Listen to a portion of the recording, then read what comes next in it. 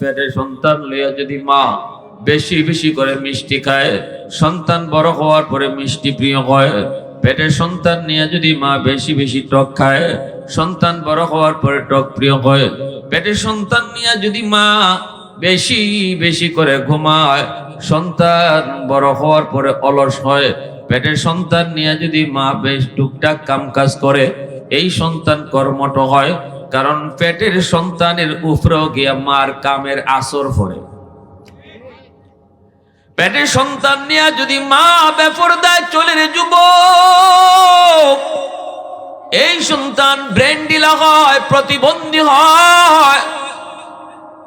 আর পেটের সন্তান নিয়ে যদি মা পর্দার ভিতরে চলে, এই সন্তান মেধাবী হয়, ব্রেইনি হয়। পেটের সন্তান নিয়ে যদি মা গান শুনে, সন্তান বড় হওয়ার পরে গায়ক হয়। পেটের সন্তান নিয়ে যদি মা বেশি বেশি কোরআন তেলাওয়াত করে, এই সন্তান অল্প দিনে হাফেজে কোরআন হয়।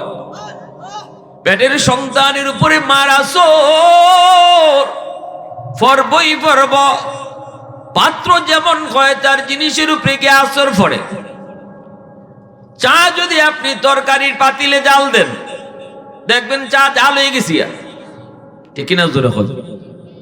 চা যদি তরকারির পাতিলে জাল দিলে চার মধ্যে যা জাল চলে আসে, তাহলে বোঝা গেল পাত্র যেমন হয় জিনিসের উপরে গিয়ে আসর পড়ে।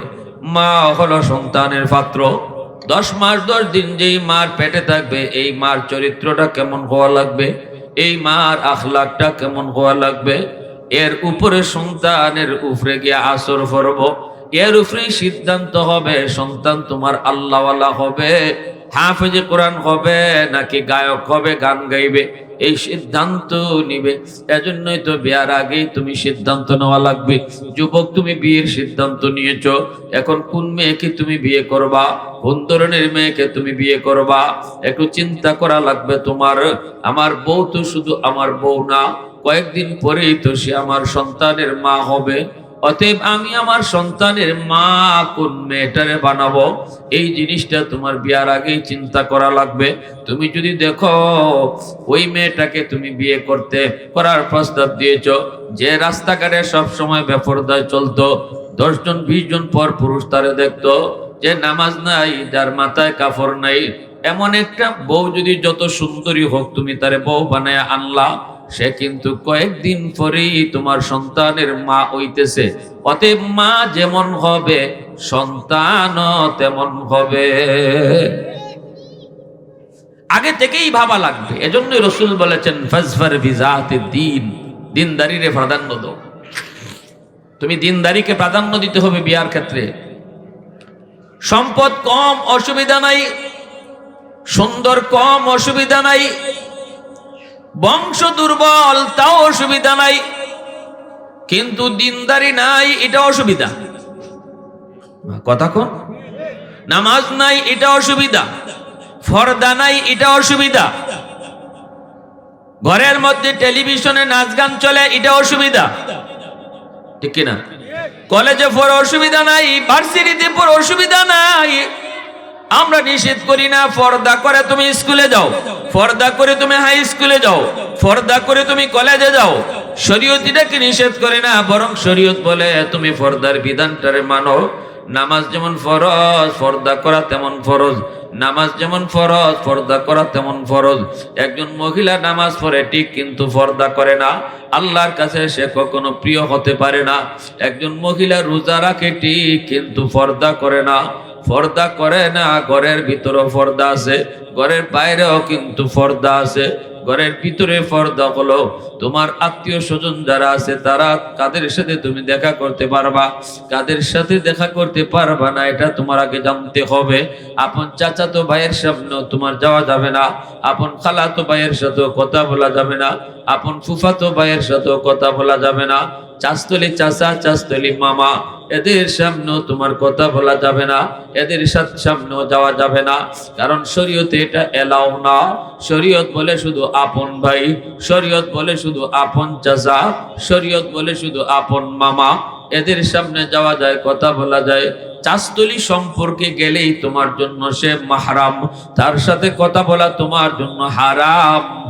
এজন্য ঘরের ভিতরে তোমার পর্দা, এরপরে ঘরের বাহির।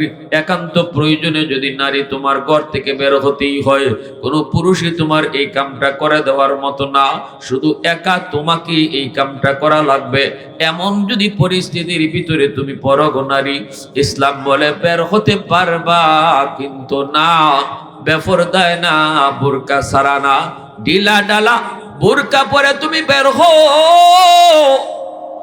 وقرن في بيوتكن ولا تبرجن تبرج الجاهلية الأولى।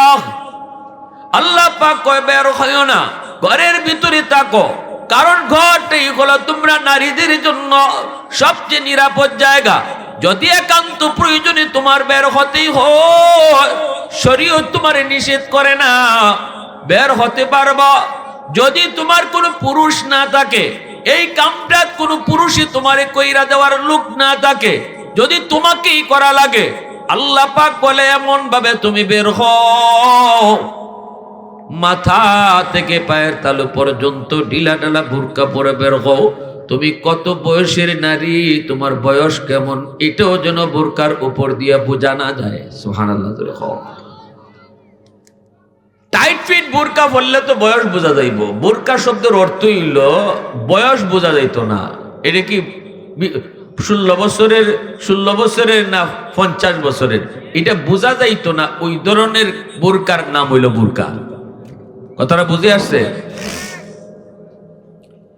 একান্ত প্রয়োজনে তুমি বের হতে চাইলে বের হও, শরীয়ত তোমাকে বাধা দিবে না, বাধা দিবে না, কিন্তু তোমাকে অবশ্যই বোরকা পরে বের হওয়া লাগবে।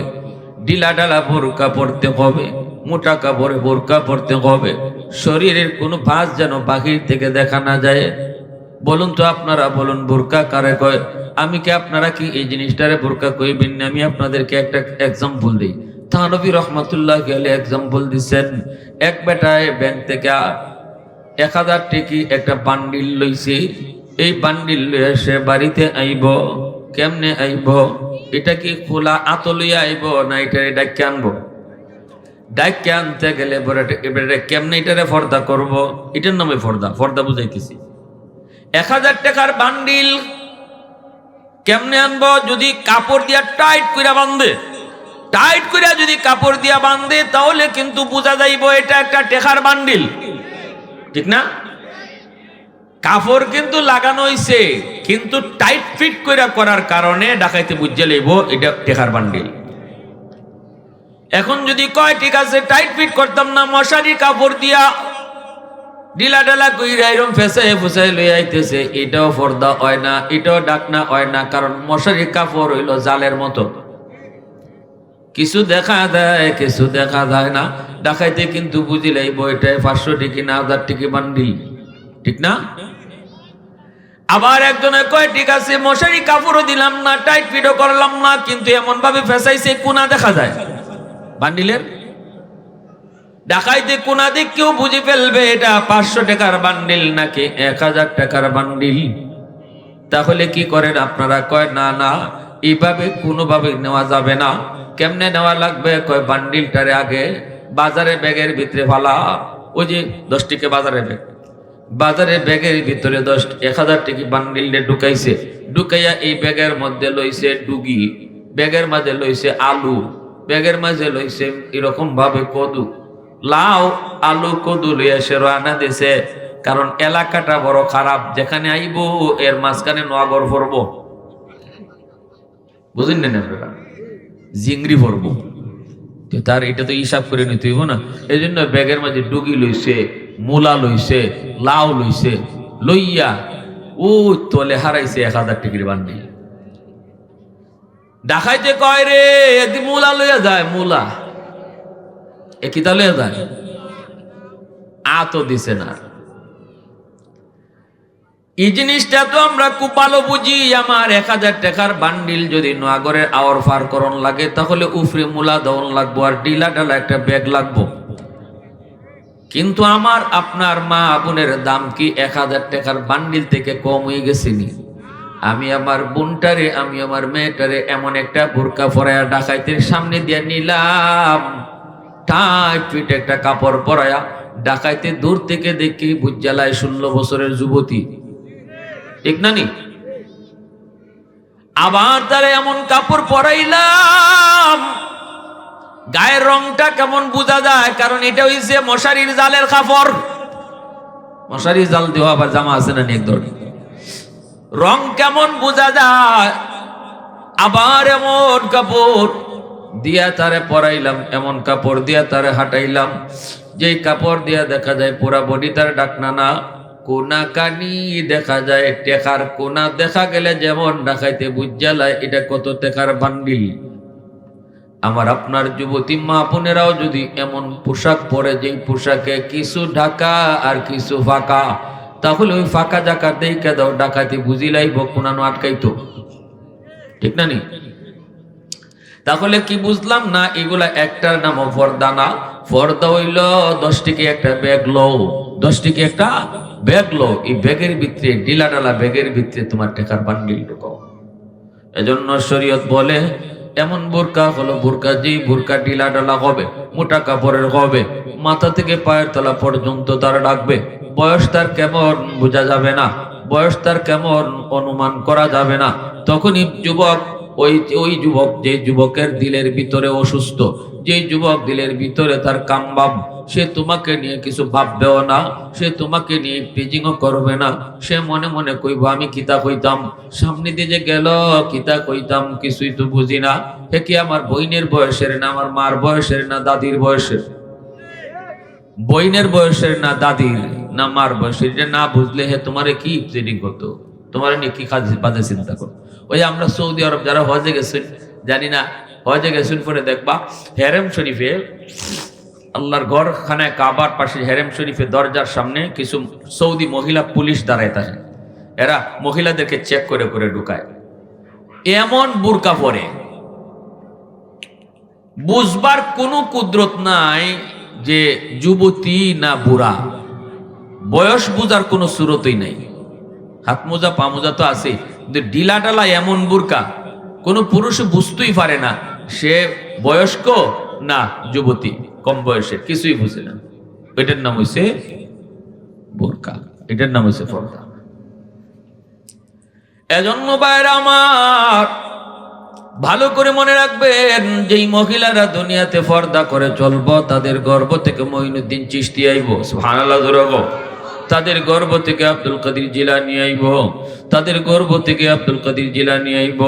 ভালো করে শুনবেন, নবী আসার দরজা আল্লাহ বন্ধ করেছে, কিন্তু ওলি আল্লাহ আসার দরজা আল্লাহ বন্ধ করে নেই। এখন ওলি আল্লাহ আসার দরজা আল্লাহ খোলা রাখছে। তুমি যদি মঈনুদ্দিন চিশতির মার মতো মা হও, তুমি যদি আব্দুল কাদের জিলানীর মার মতো মা হও, আজও আল্লাহ আব্দুল কাদের জিলানীর জন্ম দিবে, আজও মঈনুদ্দিন চিশতির জন্ম দিবে। কারণ মঈনুদ্দিন চিশতির চেহারা দেখা প্রথম দিনেই 90,000 হিন্দু কালেমা পড়ে মুসলমান হয়েছে। মঈনুদ্দিন চিশতির মা বলতেছে, বাবা মঈনুদ্দিন, এটা তোমার কোনো ক্রেডিট না, বাহাদুরি না, এটা আমি মার বাহাদুরি। কারণ আমি মা জীবনে কোনো দিন তোমাকে অজু সারা দুধ খাওয়াই না। তুমি যখন মার বুকের দুধ খাইছো, এ বাবা মঈনুদ্দিন, তুমি যতদিন মার দুধ খাইছো কোনদিন মা তোমারে অজু সারা দুধ খাওয়াই নাই। ওই মার গর্ভ থেকেই মঈনুদ্দিন চিশতির জন্ম হইছে। আল্লাহু আকবার জোরে বলে। আব্দুল কাদের জিলানীর মা যখনই জিলানীর বাবার কাছে জিলানীর মাকে তার জিলানীর নানায় বিয়া দেয়, তখন কিন্তু কইছে, বাজান রে, আমার মেয়েটা কিন্তু অন্ধ, আমার মেয়েটা কিন্তু লুলা, আমার মেয়েটা কিন্তু বুবা, আমার মেয়েটা কিন্তু কালো কালো, অনেক কালো, বিয়া করো বাইনি, তুমি কও। আব্দুল কাদের জিলানীর বাবা আবু সালে জঙ্গি কয়, আমি রাজি। কেন রাজি? কারণ এই মালিকের গাছের একটা ফল খাইলিছিলেন, অনুমতি ছাড়া পেটের বুকে একটা ফল খাইলিছেন। এই ফলটার মাপ নেওয়ার জন্য আব্দুল কাদের জিলানীর বাবা তখন কয়, ঠিক আছে, আমি আতুর লুলা ল্যাংরা বউ নিয়ে সংসার করতে রাজি আছি, তবুও একদিনের জন্য জাহান্নামের আগুন আমি সইতে রাজি না। আপনার গাছের একটা ফল খাওয়ার কারণে এই ফলের মাপ যদি আপনি না দেন, তাহলে তো আমাকে জাহান্নামের আগুনে জ্বলতে হবে। না, আমি জাহান্নামের আগুন সইতে পারবো না। প্রয়োজনে আমি আতুর ল্যাংড়া লুলা অন্ধ বউ নিয়া জীবন কাটায় দিব। ৬০-৭০ বছরের হায়াতের জীবন কোনো না কোনো ভাবে আমার কেটে যাবে, কিন্তু জাহান্নামের আগুন সইতে পারবো না। বিয়া হওয়ার পর তিনি যখন বাসর করে যায় ঢুকলেন, ডুইকা তিনি দৌড় দিয়ে আবার বের হয়ে আইছেন। আইয়া বলতেছেন, আব্বা আপনি আমারে কার ঘরে পাঠাইছেন? আপনি আমারে কার ঘরে পাঠাইছেন? মনে হয় আমি ভুল করছি, নাইলে আপনি ভুল করছেন। তখনই শ্বশুরে কয়, বাবা কি হইছে? কয়, আপনি তো বললেন অন্ধ, আপনি বললেন বুবা, আপনি বললেন আতুর, আপনি বললেন কালো, কিন্তু আমি যেই ঘরে ঢুকছি ঢুকে দেখি পালঙের মধ্যে বাসর করে যেই মেয়েটা বসে আছে তার চেহারাটা পূর্ণিমার চাঁদের চেয়েও বেশি সুন্দর। আপনি কইলেন সে কথা কইতে পারে না, ঢুকা মাত্র এসে আমারে সালাম জানায়। আপনি কইলেন তার চোখ নাই, আমি তার চোখ দেখেছি, হরিণের মতো ডাগর ডাগর চোখ। আপনি কইলেন সে লুলা হাঁটতে পারে না, আমি তার পা দেখেছি। মনে হয় আমি ভুলে অন্য কোন মহিলার ঘরে ঢুকে পড়েছি, মনে হয় আপনি আমারে ভুলে অন্য কারো ঘরে ঢুকাইয়া দিয়েছেন। এইবার জিলানীর নানা, আব্দুল কাদের জিলানীর নানা বলতেছে, বাজান রে শুন, আমি যা বলেছি ঠিক বলেছি। আমার মেয়েটা, আমি যে বলছি সে অন্ধ, আমি যে বলছি সে লোলা, আমি যে বলছি সে বোবা, কারণ হলো আমার মেয়েটা জীবনে কোনোদিন বেগানা পুরুষ দেখে নাই, এজন্য কইছি সে চোখে দেখে না। আমার মেয়েটা জীবনে কোনোদিন পর্দার বাহিরে যায় নাই, এজন্য কইছে আটতে পারে না। আমার মেয়েটা জীবনে কোনোদিন বেগানা পুরুষের সাথে কথা কয় নাই, এজন্য কইছি বুবা, কথা কইতে পারে না। মূলত তুমি যারা দেখছো বাসর করে বসা, সেই হলো তোমার বিবি, তোমার স্ত্রী। আব্দুল কাদের জিলানীর আব্বা আবু সালেহ জঙ্গি তখন বুঝলেন এমন একজন মা আর এমন একজন বাবার গর্ভ থেকেই আল্লাহ পাক জগৎ বিখ্যাত ওলিদের সরদার আব্দুল কাদের জিলানীর জন্ম আল্লাহ দিয়েছে। জোরে বলি আল্লাহু আকবার। মুসলমানের আওয়াজে আল্লাহু আকবার। वहदत की हिफाजत नहीं बेकुव्वत बाजो, वहदत की हिफाजत नहीं बेकुव्वत बाजो, आती नहीं कुछ कमी अक्ल खुदा दाद, आती नहीं कुछ कमी अक्ल खुदा दाद। ऐ मर्द खुदा तुझको कुव्वत नहीं हासिल, जा बैठ किसी गार में अल्लाह का कर याद, जा बैठ किसी गार में अल्लाह का कर याद। ये सच है कि बातिल की तरफदार नहीं हम, गद्दार न समझो गम गद्दार नहीं हम, गद्दार न समझो गम गद्दार नहीं हम। মুসলমানের আওয়াজে কো আল্লাহু আকবার।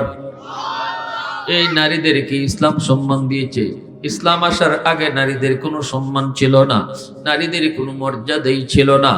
এক পশু পাখির দাম ছিল, নারীর কোনো দাম ছিল না, ঘরের বউয়ের কোনো দাম ছিল না। মেয়ে সন্তান জন্ম নিলে পরে এই মেয়েটাকে তারা জীবন্ত কবর দিয়ে দিত।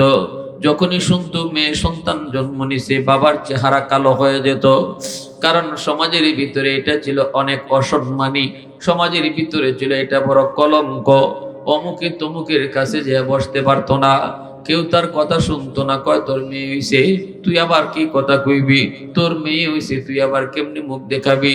এজন্য মেয়ে সন্তান জন্ম হইলে পরে সেই জাহিলি যুগের বাবারা দরজা বন্ধ করে ঘোরা বসা থাকতো, ঘর থেকে বের হতো না যতক্ষণ পর্যন্ত না মেয়েটাকে জীবন্ত কবর না দিবে, এর আগ পর্যন্ত ওরা ঘর থেকে বের হতো না। সেই যুগটাতে ইসলাম নারীদেরকে মর্যাদা বাড়ায় দিছে রে যুবক।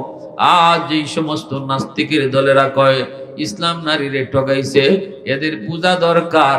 ইসলাম আসার আগে নারীদেরকে জীবন্ত কবর দেওয়া হইতো, আর বউয়ের কোনো মর্যাদা ছিল না, বউকে কোনো সম্পদ দেওয়া হইতো না।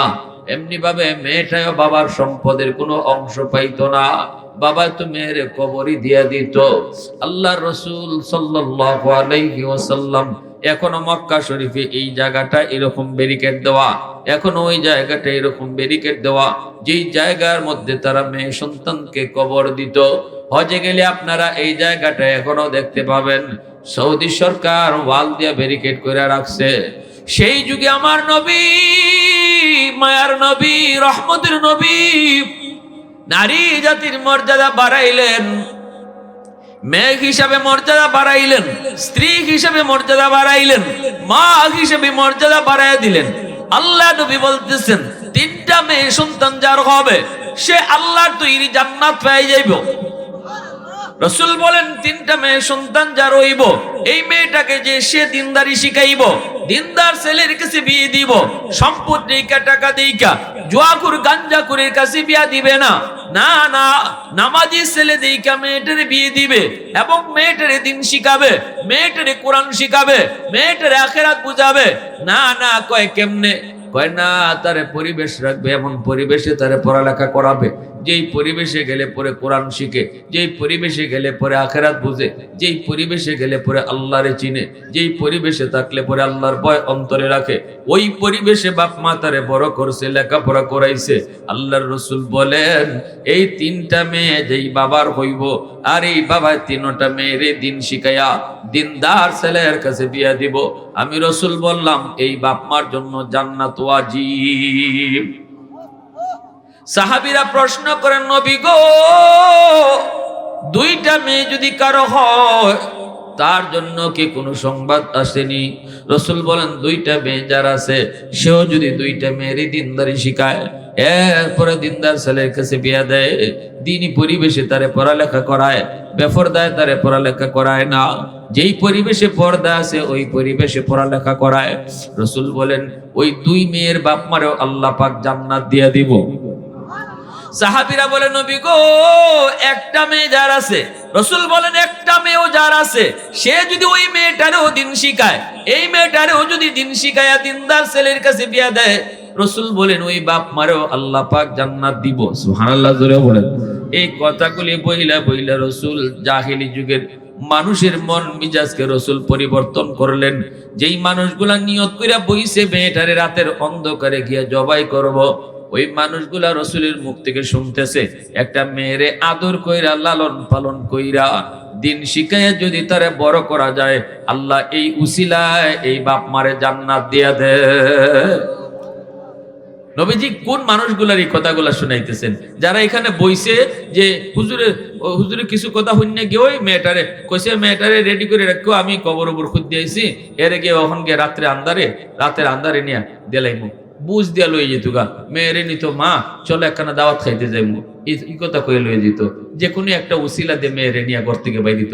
মায় পিছনে পিছনে কাঁদতো, মায় কাঁদতো, মার কান্নার তো কোনো কারণ এখানে কোনো কিনে শক্তি নেই, মার নিজেরই তো কোনো শক্তি নাই, কোনো দাম নাই, ইজ্জত নাই। মায় কাঁদতো আর বাপে একটা বাইল দিয়ে লয়ে যেত, নিয়ে ওই পাহাড়ের ওই জায়গা সৌদি আরব এখন আছে, এখানে নিয়ে ওই গাতা করতো, গাতা কইরা মেয়েটা গাতা করার সময় মেয়েরা বুঝতো না, শুধু বাচ্চা কিতা বুঝবো, বাপে গাতা কেন করে, গাতাটা কইরা ফারো উঠিয়া মেয়েটারে কইতো, আব্বু দেখো তো আব্বু এটা এখানে কি করছি, শুধু মেয়ে যাইতো গাতারা দেখবার লাগে, পিছন থেকে বাবা লাথি দিয়া গাতার ভিতরে ফালাই দিত, ফালাইয়া উপর থেকে মাটি দিয়া কবর দিলাইতো, জিন্দা কবর। ওই যুগ ছিল জাহিলি যুগ। ওই যুগের মানুষগুলাকে আমার আপনার নবী মেয়ে সন্তানকে যদি আদর কদর কইরা লালন পালন করা যায়, আল্লাহ তোমার জান্নাত অবশ্যই দিব। এই ওয়াজগুলা কইরা এদের চিন্তা চেতনার পরিবর্তন ঘটাইছে। সুবহানাল্লাহ, জোরে বলেন। তাহলে ইসলাম নারীদেরকে ঠগাইছে না ইসলাম নারীদেরকে সম্মান দিছে? ইসলাম নারীদের সম্মান দিয়েছে। নারীকে রানীর আসনে বসাইছে ইসলাম। ইসলাম নারীকে রানীর আসনে বসাইছে।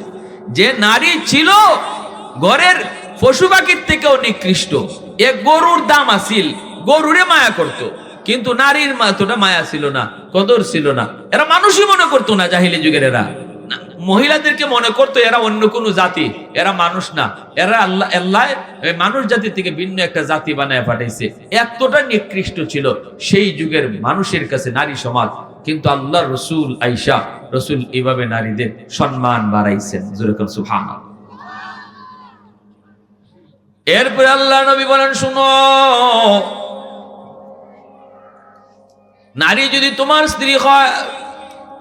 স্ত্রী যদি হয়, আল্লাহ নবী রহমতের নবী তিনি যখন তার কলিজার টুকরা মেয়ে ফাতেমাকে বিয়া দিলেন, আলী রাদিয়াল্লাহু তাআলা আনহুর কাছে বিয়া দিবেন, নবীজি বলতেছেন, আলী রে শোনো, ফাতেমাতু হিয়া বিদআতুম মিন্নি, ফাতেমা কিন্তু আমার কলিজার টুকরা। আল্লাহু আকবার। রাসূল বলতেছেন, ফাতেমা কিন্তু আমার কলিজার টুকরা। আলী শোনো, ফাতেমারে যদি তুমি মায়া করো, আমি রসুল রে মায়া করা হবে। ফাতেমায় যদি তোমার গরগে কষ্ট পায়, আমি রসুল নিজে কষ্ট পাইব। আরো আস্তে কোন সুবহানাল্লাহ। ওই মানুষগুলারে শোনাইতেছেন। এই ওয়াজটা কি রসুল শুধু আলীরে করছেন?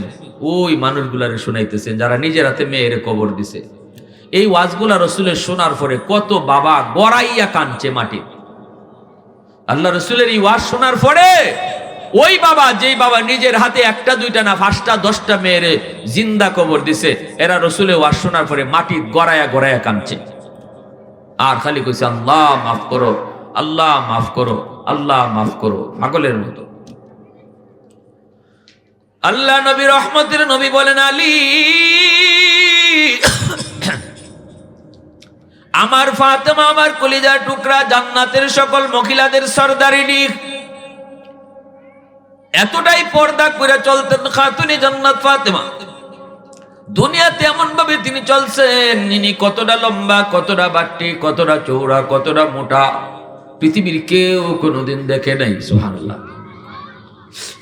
এজন্য তিনি বলতেন, মরার আগে তিনি স্বামীরে বলছেন, স্বামী গো, ও স্বামী, আমার মৃত্যু যদি রাতের অন্ধকারে হয়, ফজর ওয়াইবা না, রাতের অন্ধকারে তুমি আমারে দাফন করবাই। জানাজার জন্য মানুষ ডাকাডাকির দরকার নেই। সুবহানাল্লাহ। আমার 2 সন্তান হাসান হুসাইনকে লইয়া তুমি জানাজা দিয়ে দিও, আর জানাজা দেওয়ার পরে আমারে যেখানে কবর দিবা, আমার কবরের উপরে তুমি মাটি উঁচা কইরো না, মাটি তুমি লেভেল করে দিয়ে দিও, যেন আমার কবরটা কতটুকু এরিয়া লইয়া আইছে এটাও যেন একজনে আন্দাজ করতে না পারে। কবরের আন্দাজ দেখেও কেউ ভাবতে পারে আমি ফাতেমা কতটা লম্বা ছিলাম, কতটা খাটো ছিলাম, এই ধারণাও যেন করতে না পারে। উঁচা রাখবায় না, মিল করে দিয়ে দিও। সুবহানাল্লাহ। এজন্য আল্লাহ পাক রব্বুল আলামিন কিয়ামতের ময়দানে, হাসরের ময়দানে আল্লাহ পাক হাসরবাসীদেরকে বলবেন, ও হাসরবাসী, গাদ্দু আবসারাকুম, তোমরা তোমাদের চোখকে নিচের দিকে নাও, কারণ এই মুহূর্তে আমার বন্ধুর মেয়ে ফাতেমা জান্নাতে ঢুকবো। আমার বন্ধুর মেয়ে ফাতেমা জান্নাতে ঢুকবো। কেউ উপরের দিকে নজর রাখো না, মাথা নিচের দিকে দাও। হাসরের মাঠে কেউ কাউকে দেখবে না, কেউ কারো দিকে নজর রাখবে না, চোখের সামন দিয়ে বিশ্ব সুন্দরী গেলেও কেউ নজর করবে না। কারণ ওই হাসরের ময়দান বড় ভয়ঙ্কর। ইয়াউমা ইয়াফিরুল মারউ মিন আখিহি ওয়া উম্মিহি ওয়া আবিহি ওয়া সাহিবাতিহি ওয়া বানি লিকুল্লি ইমরিইম মিনহুম ইয়াউমা ইযিন শা'নুন ইউগনি। আল্লাহ নিজে বলেছেন, সবাই তো নিজের নিজে নিয়ে ব্যস্ত থাকবে, শুধু বলবে মালিক আমারে তুমি বাঁচাও, আমারে বাঁচাও। একজনও কইতো না আল্লাহ আমার আম্মা কই, একজনও কইতো না আমার আল্লাহ আমার আব্বা কই, কেউ কইতো না আল্লাহ আমার সন্তান কই, কেউ কইতো না আল্লাহ আমার বউ কই। সবাই শুধু কইব আল্লাহ আমি কই, আল্লাহ আমি কই, আমি কই, আমি কই। সবাই শুধু একই কথা কইব, এমনকি আদম নবী পর্যন্ত হাসরের মাঠে কইব আল্লাহ আমারে বাঁচাও। নবীরা পর্যন্ত এই কথা কইতো না মালিক আমি আদম, আমি নূহ, আমি মূসা, আমি ইব্রাহিম। ইব্রাহিম নবী ওই কথা কইতো না, আল্লাহ আমার বাবা কই, আল্লাহ আমার মা কই। সবাই শুধু কইব আল্লাহ আমি কই, আমি কই, আমারে কোন হালতে রাখছো আল্লাহ, তুমি আমারে বাঁচাও। শুধুমাত্র একমাত্র আমার আপনার নবী কইব ইয়া উম্মতি, ইয়া উম্মতি।